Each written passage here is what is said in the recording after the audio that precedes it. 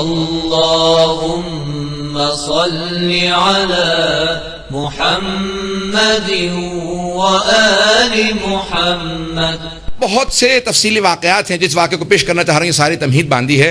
تو کہا کہ اے جبرائیل کتنا سن ہے، کب سے دیکھ رہے ہو؟ جب مختلف مقامات سے گزر رہے تھے کہا یا رسول خدا اس مقام کو اتنی مرتبہ دیکھ چکا ہوں.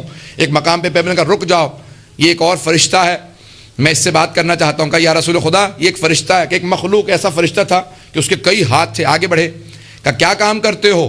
کہا یا رسول خدا اللہ نے مجھے 1000 ہاتھ دیے ہیں. پیغمبر اسلام نے بیان کیا نا صحابہ سے، کہا کہ فرشتہ دیکھا تھا اس کے 1000 ہاتھ تھے. اب سوچئے گا مت، ہمارے رب کی سمجھ سے بالا تر ہے. تو کب 1000 ہاتھ، ہمارے تو 2 ہاتھ ہے، کہ 1000 ہاتھ، ہر ہاتھ میں 1000 انگلیاں،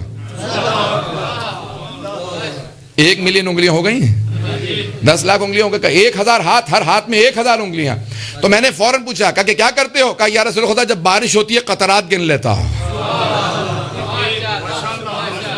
کمپیوٹر سے زیادہ تیز، کہا اللہ کی مخلوق ہے، کہ بہت تیز ہے، جتنے قطرات گرتے ہیں نا، بارش کے قطرے گرتے ہیں، سب گن لیتا ہوں. جب طوفان اور آندھیاں چلتی ہیں تو جو ذرات اڑتے ہیں ریت کے، وہ میں گن لیتا ہوں.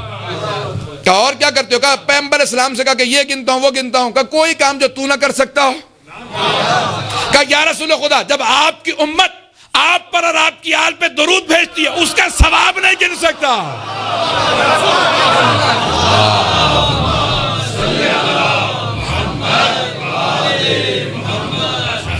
توجہ ہے نا عزیزان گرامی. تو ایک مرتبہ اس فرشتے نے کہا یا رسول اللہ جب آپ کی امت آپ پر اور آپ کی آل پہ درود و سلام بھیجتی ہے تو اس کا ثواب میں نہیں گن پاتا، کہ اللہ نے اتنا زیادہ ثواب رکھا ہے کہ میرے حساب سے بالا تر ہے. پتہ نہیں توجہ ہے یا نہیں ہے.